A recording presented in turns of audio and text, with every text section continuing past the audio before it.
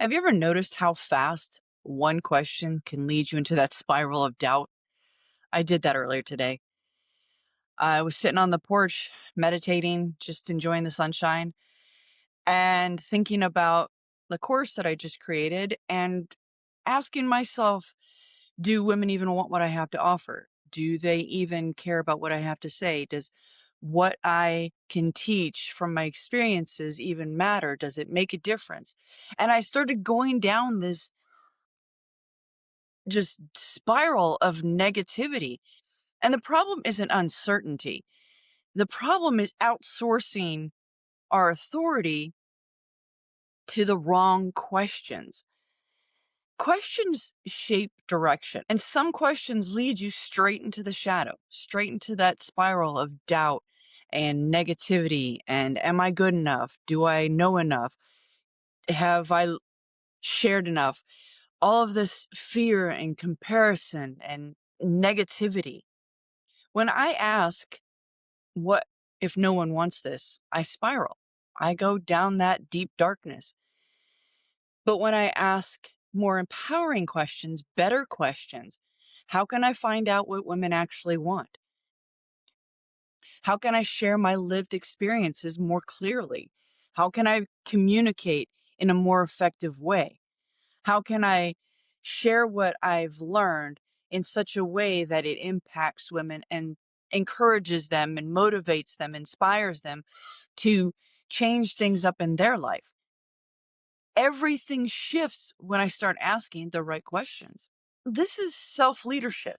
This is this is not pretending that you're confident. It's simply noticing where those questions are leading you. Are they dragging you into old stories?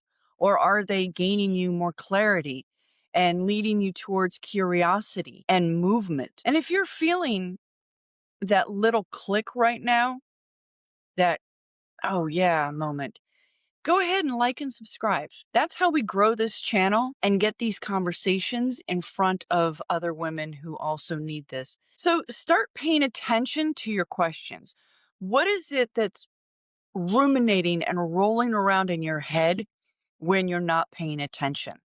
Once you start paying attention, it really makes a difference because every question is a decision about where you're willing to go next. And if you're asking questions about, am I good enough? Do I have enough? Can I do this? Instead of how questions or what can I do differently? Nothing changes if you aren't willing to ask yourself better questions. And honestly, the first step is realizing and recognizing that you're asking yourself demoralizing or demeaning questions. If you're asking yourself, do I have what it takes? That is not an empowering question. That's not one that's going to lead you to better answers. It's not a question that's going to encourage you to think outside the box and to come up with innovative ways of changing the things in your life. If this resonates, I want to invite you into stop outsourcing your authority. It's in my Skool community and we practice this in real time. It's not motivation, it's not hype, just learning how to trust yourself again and make decisions without spiraling. So you don't need better answers. You need better questions. All right.